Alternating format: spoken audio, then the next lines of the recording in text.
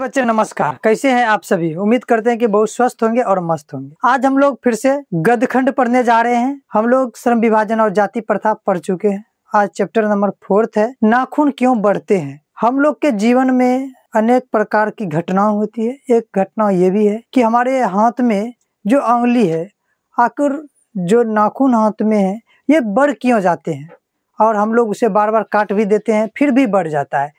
क्या कारण है, ये सभी बातों को इस चैप्टर में जानेंगे। सबसे पहले हम लोग कवि परिचय को पढ़ेंगे, फिर हम लोग जानेंगे पाठ को पढ़ेंगे, उसका अर्थ जानेंगे। तो हम लोग आज क्या पढ़ने जा रहे हैं कि नाखून क्यों बढ़ते हैं। नाखून क्यों बढ़ते हैं, ये क्या है। ये है ललित निबंध। क्या है? ललित निबंध। ललित निबंध है। आपको एक ऑब्जेक्टिव यहाँ से मिल गया। आपको पूछा जाएगा कि नाखून क्यों बढ़ते हैं, कि ये क्या है। आपको जवाब देना है कि ये ललित निबंध है। क्या है? ये ललित निबंध है। नाखून क्यों बढ़ते हैं, इसके जो लेखक हैं, इसके लेखक हैं हजारी प्रसाद द्विवेदी जी। हजारी प्रसाद द्विवेदी जी।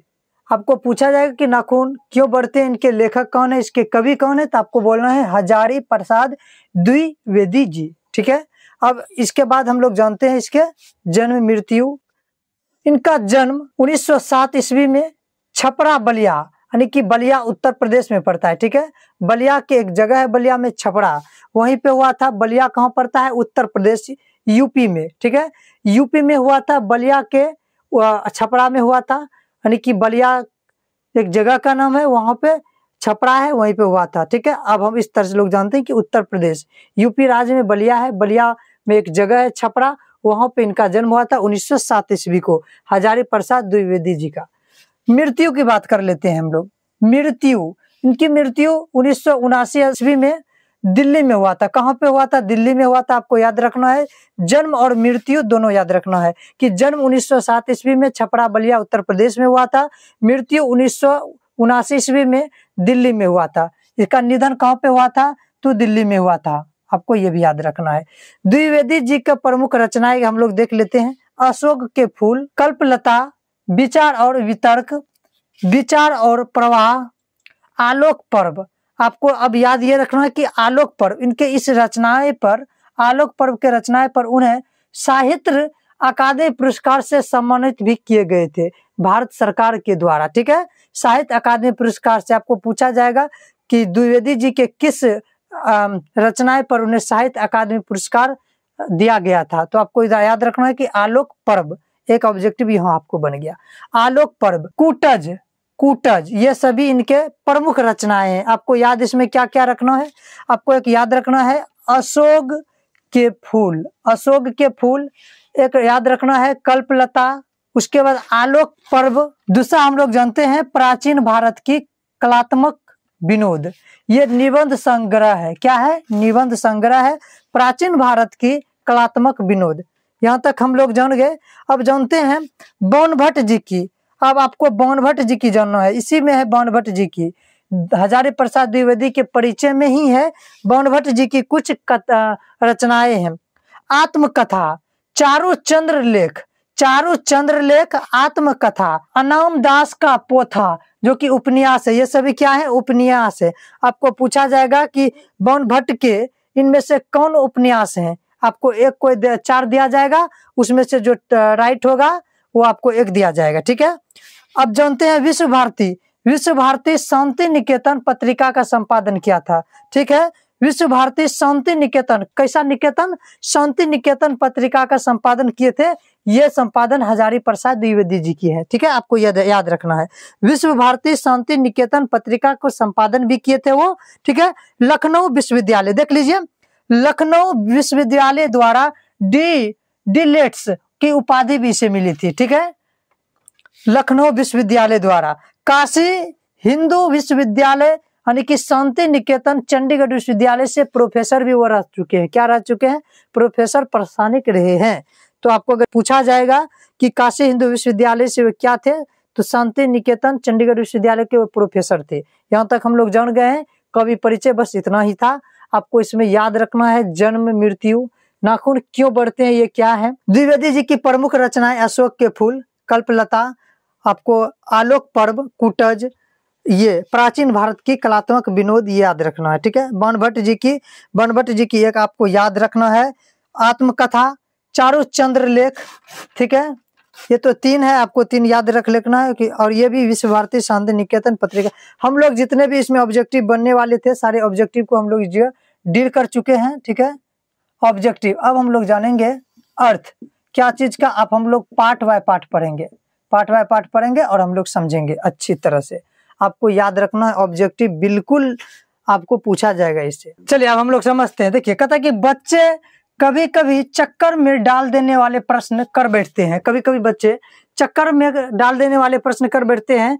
हजारी प्रसाद द्विवेदी जी कहते हैं कि बच्चे कभी कभी की ऐसे प्रश्न पूछ डालते हैं कि अल्पज्ञ पिता जो होते हैं बड़ा दयाहीन जीव होता है। मेरी छोटी लड़की, लेखक कहते हैं कि मेरी छोटी लड़की ने जब उस दिन पूछा कि आदमी के नाखून क्यों बढ़ते हैं तो कुछ सोच ही नहीं सका। उनकी जब लेखक से उनकी छोटी पुत्री ने पूछी कि पिताजी नाखून क्यों बढ़ते हैं तो वो बहुत ही सोच में पड़ गए। हर तीसरे दिन नाखून बढ़ जाते हैं, जब हम लोग नाखून को काटते हैं तो आज काटे तो तीसरे दिन फिर बढ़ जाते हैं।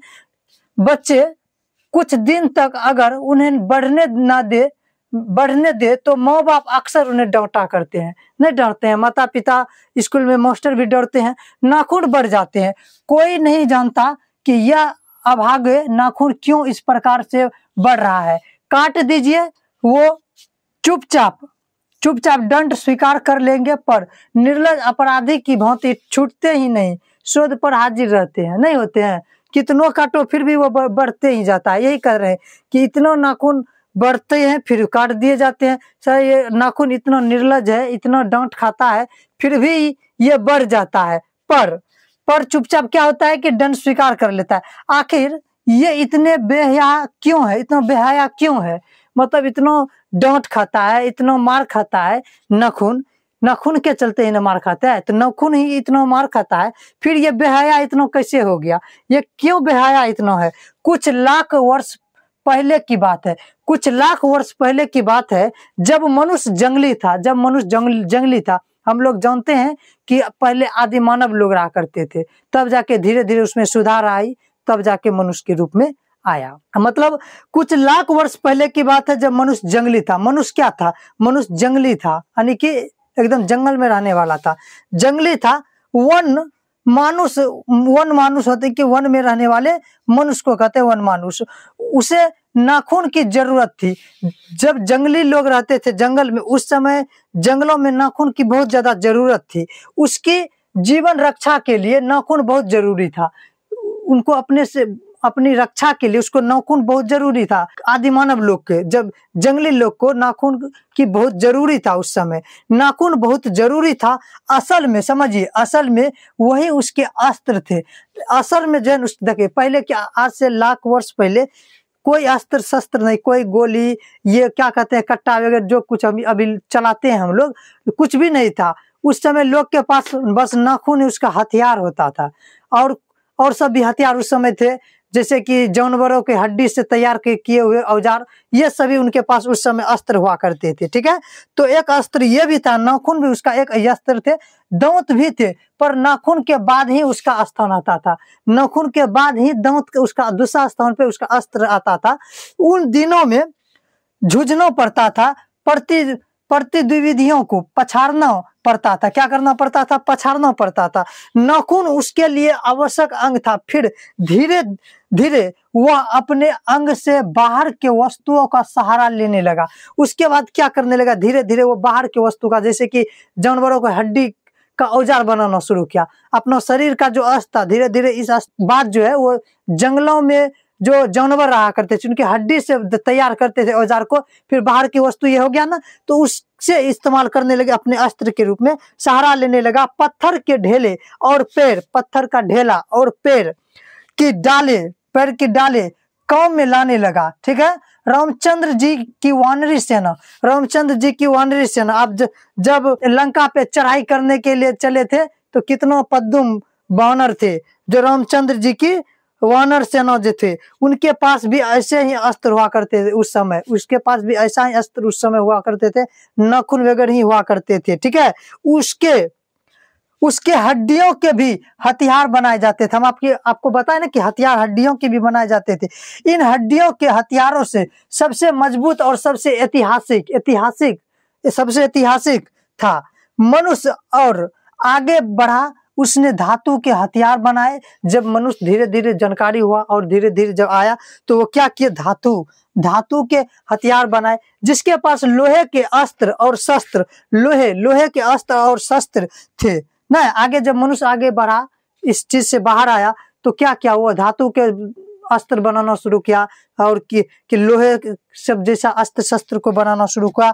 वे विजयी हुआ देवताओं के राजा तक को मनुष्य के राजा से इसीलिए साधना लेनी पड़ती है, ठीक है। इसीलिए देवताओं के राजा तक को मनुष्य को राजा से इसीलिए सहारा लेनी पड़ती है। हम लोग यहाँ तक जान गए हैं, ठीक है। हम लोग जान गए हैं कि लाख वर्ष पहले मनुष्य के पास किसी प्रकार की कोई अस्त्र शस्त्र नहीं था, तो उसके पास अपने अंग का जो नाखून था वही उनका अस्त्र शस्त्र था।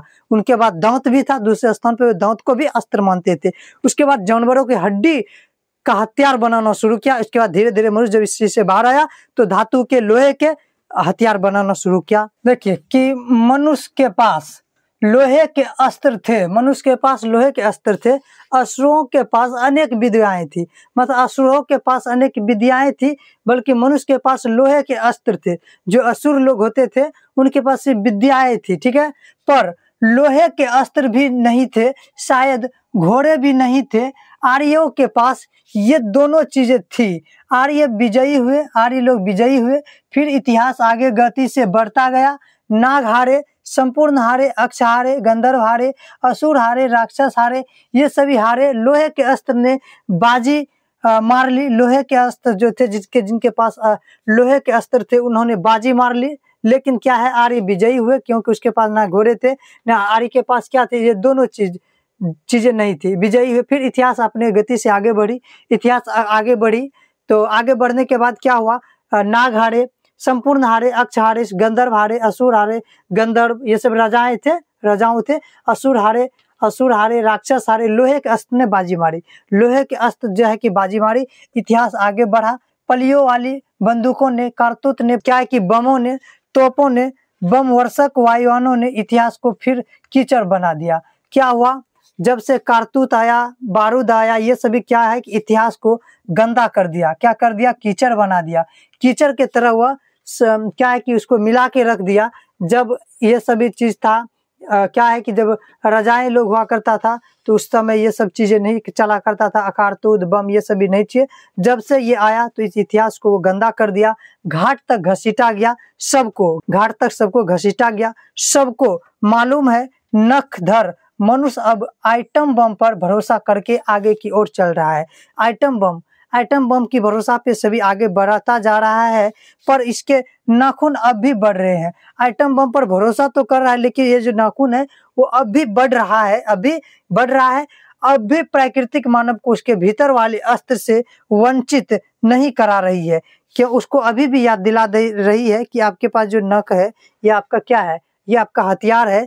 कितनों आप बारूद, गोला ये सभी का इस्तेमाल कर लीजिए, लेकिन आपको प्राकृतिक हर समय याद दिलाते रहेगी कि आपके पास पहले जो अस्त्र था वो भी अस्त्र आपके पास बरकरार है, ठीक है। आपके अब भी प्राकृतिक मनुष्य को उसके भीतर वाला अस्त्र को जगा रही है, वंचित नहीं कर रही है। अब भी वह शायद याद दिला देती है कि तुम्हारे नाखून को भुलाया नहीं जा सकता है। तुम वही लाख वर्ष पहले की नख दंत वाली लंबी जीभ हो, पशु के साथ एक ही सतह पर विचारण करने वाली और चरने वाली टटकिम हो। मैं हैरान होकर अपने बच्चों को नाखून नहीं काटने के लिए डांटता हूँ। किसी दिन कुछ थोड़े लाख वर्ष पूर्व अपने बच्चों को नाखून नष्ट करने पर डांटा रहता होगा, लेकिन प्राकृतिक है कि अब भी नाखून को जिलाए जा रही है। नाखून अभी भी याद दिलाती है, अभी भी जिलाए जा रही है। और मनुष्य है कि नाखून को अब भी उसे काटे जा रहा है। वे कम वक्त रोज बढ़ती है, वो रोज बढ़ती है, क्योंकि वे अंधे हैं, नहीं जानते कि मनुष्य को इससे कोटि कोटि गुना शक्तिशाली अस्त्र मिल चुका है। कोटि कोटि यानी कि करोड़ों मिल चुका है, क्योंकि वे मिल चुका है। मुझे ऐसा लगता है कि मनुष्य अब नाखून को नहीं चाहता, उसके भीतर बर्बर युग का कोई अवशेष रह जाए उसे वह सहा है। लेकिन यह भी कैसे कहूँ, नाखून काटने से क्या होता है, नाखून काटने से क्या होता है। कहते हैं कि राजाओं महाराजों के समय में ये गोला बारूद ये सभी कुछ भी नहीं थे, तभी ना घोड़े थे, ना शायद घोड़े भी नहीं थे, आर्यों के पास भी कुछ नहीं थे। तो धीरे धीरे क्या हो कि इतिहास आगे बढ़ी। जब आगे बढ़ने के अनुसार क्या हुआ कि गंधर्व ये सभी हार गए उस समय। तब जाके लोहे के अस्त्र जो थे उस समय वो बाजी मारी। उसके बाद क्या हुआ, बम गोला ये सभी आया, लोग इस सब पे भरोसा करने लगा। लेकिन प्राकृतिक नाखून चीज जो प्राकृतिक है, ये याद दिलाते रहे, प्राकृतिक हमें याद दिलाते रहे आपके पास एक अस्त्र ये भी है जो बहुत पहले आपके काम आते थे। अब के जो गोला बारूद ये सभी है, ये एक तरह के कीचड़ की समान है, ये कीचड़ की समान है। ये इतिहास को कीचड़ भरे चीजों से धकेल रही है। हम लोग अब आगे बढ़ते हैं, देखते हैं। देखिए आगे क्या कहता है, कहता है कि लेकिन यह भी कैसे कहूँ, लेकिन यह भी कैसे कहूँ, नाखून काटने से क्या होता है। लेकिन कहते हैं, वो अपने लड़कियों को समझाते हैं लेखक कि लेकिन यह भी कैसे कहूँ, नाखून काटने से क्या होता है। मनुष्य की बर्बरता घटी कहाँ है, वह तो बढ़ती ही जा रही है। क्या होती जा रही है, बढ़ती ही जा रही है। मनुष्य के इतिहास में हिरोशिमा का हत्याकांड बार बार थोड़े ही हुआ है। देखिए इस जगह हिरोशिमा का जिक्र क्यों कहा है, आप समझते हैं हिरोशिमा क्या है।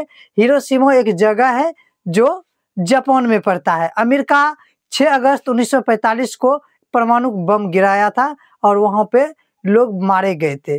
और कुछ दिनों तक वहां के लोग उस प्रदूषण के वजह से अलग अलग ढंग से पैदा हुआ करते थे। किसी का हाथ बौना, किसी का पैर होती हो गया प्रदूषण के वजह से।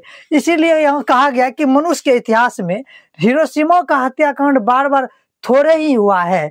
मनुष्य के जीवन में जिस तरह से हिरोशिमा में हुआ था, हिरोशिमा के साकी 2 जगह गिराया गया था। एक साकी नागासाकी पे गिराया गया था, दूसरा हिरोशिमा पे गिराया गया था। ये गिराया गया था जब विश्व युद्ध, दूसरा विश्व युद्ध हो गया था ना, हो रहा था, उसी समय गिराया गया था। तो खैर हम लोग बात करेंगे जब पढ़ेंगे ना हिरोशिमा के बारे में, तब जानेंगे। तो अभी देखिए क्या कि हिरोशिमा का हत्याकांड बार बार थोड़े ही हुआ है। यह तो इसका नवीनतम रूप है। क्या है नवीनतम रूप है, मनुष्य के नाखून की ओर देखता है, मनुष्य के नाखून की ओर देखता है तो कभी कभी निराश हो जाता है। कभी कभी मनुष्य अगर अपने नाखूनों को देखता है तो वो निराश हो जाता है। ये उसकी भयानक पाशवी वृत्ति के जीवन प्रतीक है। क्या है, पाशवी वृत्ति के जीवन प्रतीक है। मनुष्य की पशुता के जितनी बार भी काट दो पर वह मरता नहीं जानती, मतलब मरता नहीं। क्या होता है कि मनुष्य को याद दिलाने के लिए कि आप पहले जन्म में क्या थे, जब आप उस रूप में थे, पशु के निशान में थे, पशु के जैसा थे, इसी चीज को याद रखने के लिए ये नाखून हम लोगों को याद दिलाते रहता है। मनुष्य की पशुता के जितनी बार भी काट दे वह मरता नहीं है। कुछ हजार साल पहले मनुष्य ने नाखून को सुकुमार विनोदों के लिए उपयोग में लाना शुरू किया था। ठीक है, कुछ साल पहले की बात है। ठीक है, वास्त्रियन के कामसूत्र से पता चलता है कि आज से 2000 वर्ष पहले का भारतवासी नाखूनों के जम के संवारता था। मतलब कहा जाता है कि आज से 2000 वर्ष पहले आदमी जो था इस नाखून को एकदम संवारता था, जैसे लड़की संवरती है ना, मेकअप वेकअप पोतती है, तो ना कहता कि वो कितना समय लगा, उसी तरह से मनुष्य उस समय संवारता था, उसको एकदम अच्छे से रखता था। ठीक है, भारतवासी नाखून के जम के संवारता था, निखारता था। उनके काटने की कला काफी मनोरंजन बताई गई है। वो उसकी जो काटने की कला है बहुत ही मनोरंजन, एकदम रिहर्सल जिसको ना कहते हैं वैसी बताई गई है। त्रिकोण समझिए, त्रिकोण, वर्तुकांग, चंद्रकार, दंतुल आदि विविध आकृति के नाखून उन दिनों विलासित नागरिकों के न जाने किस काम आता करते थे। उनके सिक्कट कहते हैं मोम को, सिक्कट किसको कहते हैं, मोम को। अलंकत कहते हैं आलता को, आलता जो लगाते हैं, आलता से यत्न पूर्व रगड़ कर लाल और चिकनो बनाया जाता था।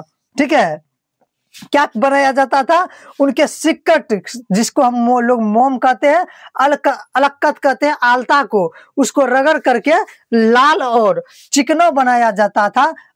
गोर देशों के लोग, मतलब गोर मतलब गैर होता है, ये देश का नाम है, वहां के देश के लोग उन दिनों बड़े बड़े नाखून को पसंद करते थे। क्या करते थे? बड़े बड़े नाखून को पसंद करते थे। इतना बड़ा बड़ा नाखून, इतना क्या बताएं, नाखून तो बहुत बड़ा बड़ा होता है। ठीक है, हम लोग अपने जीवन में जो देखे वो आपको बताते हैं, ऐसे फोन में तो बहुत बड़ा बड़ा देखे। ठीक है, मानव शरीर का समझिए, मानव शरीर का अध्ययन करने वाला, मानव शरीर का अध्ययन करने वाला प्राणी विज्ञानों का निश्चित मत है कि मानव चिंतक की भांति मानव शरीर में भी बहुत सी अभ्यास जन्म सहज वृत्ति रह गई है, दीर्घ काल तक इनकी आवश्यकता रही है। अतः शरीर ने अपने भीतर एक ऐसा गुण पैदा कर लिया है कि वे वृत्ति अनाशय ही और के अनजाने में भी अपने आप को काम करती है, नहीं कर लेती है। बताइए, इस तरह से बना लिया है कि कभी कभी क्या है कि हम लोग इसके सहारे से कोई भी काम को कर लेते हैं, नहीं कर लेते हैं, है इस तरह से बनाइए। इसका कहने का क्या मतलब है कि समझिएगा कि वैज्ञानिक ने यह चीज का खोज किया है, यह चीज का निश्चित किया है कि मानव शरीर की जो है बड़ी अभ्यास स्तर यह है कि वह दीर्घकाल में भी अपनी आवश्यकता के लिए कभी कभी नाखून का प्रयोग कर लेता है, नहीं कर लेता है? जी बिल्कुल कर लेता है। देखिए, कहते हैं आवश्यकता रही है कि शरीर में अपने भीतर एक ऐसा भी गुण पैदा कर रख लिया है कि वे वृत्ति अनाक्षय हो और वो अपने अनजाने में भी अपने आप काम करती है। नाखून का बढ़ना उसमें से एक है, केश का बढ़ना, दांत का द्वारा उठना, तीसरा है पलकों का गिरना, चौथा है, मतलब क्या है, नाखून का बढ़ना एक हुआ, केश का बढ़ना, दांत का द्वारा उठना तीसरा है, पलकों का गिरना चौथा है। ठीक है, अब आगे और देखते हैं। और असर में सहजात वृत्ति अनजान में स्मृतियों को ही कहते हैं। हमारी भाषा में इसके उदाहरण मिलते हैं। अक्सर आदमी अपने शरीर की, मन की और वाक की अनाशय घटने वाली वृत्तियों के विषय में विचार करते हैं तो उसे अपने वास्तविक प्रवृत्ति पहचानने में बहुत सहायता मिलती है, नहीं मिलती है? अपने विचार को अगर वास्तविक चीज से पहचाने तो बहुत ही सहायता मिलती है। पर कौन सोचता है, सोचना तो क्या, उसे भी यह भी पता नहीं चलता है कि उसके भीतर नख बढ़ा लेने की जो सहजात वृत्ति है वह उनके पशुता का प्रमाण है।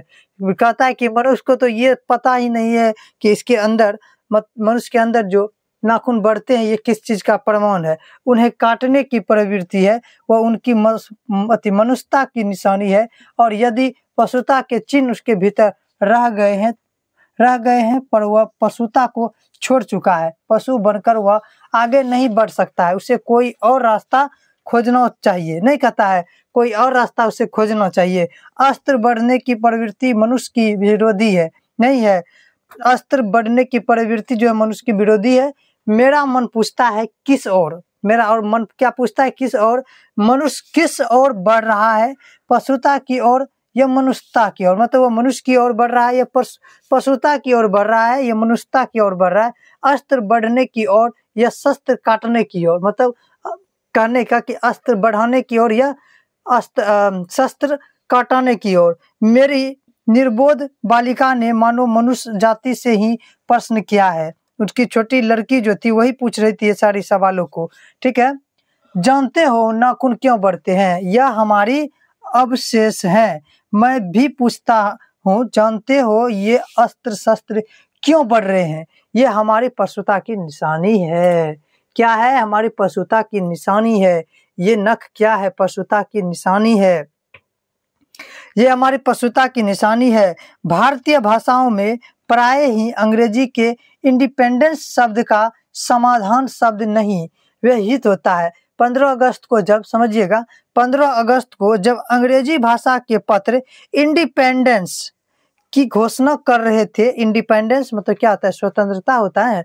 जब इसका घोषणा अंग्रेजी में कर रहे थे तो देशी भाषा के पत्र स्वाधीनता दिवस की चर्चा कर रहे थे। इंडिपेंडेंस का अर्थ है कि अधीनता या किसी की अधीनता या किसी की अधीनता पर संधीयता शब्द का अर्थ अपने ही अधिक क्या है, उधर क्या लिखा गया है कि अपने ही अधिक रहना कहना हो तो सेल्फ डिपेंडेंस कह सकते हैं, नहीं कह सकते हैं? बिल्कुल कह सकते हैं। हम लोग यहाँ तक पढ़ चुके हैं। इस चैप्टर में कुछ और भी बचा गया है जो आप लोग अपने से पढ़ लीजिएगा, क्योंकि चैप्टर लॉन्ग है। अपने से पढ़िए और समझिए। हम आपको सब्जेक्टिव ऑब्जेक्टिव बिल्कुल करा देंगे। तब तक के लिए आपसे विद्यार्थियों को धन्यवाद। हंसते रहिए, मुस्कुराते रहिए। जय हिंद।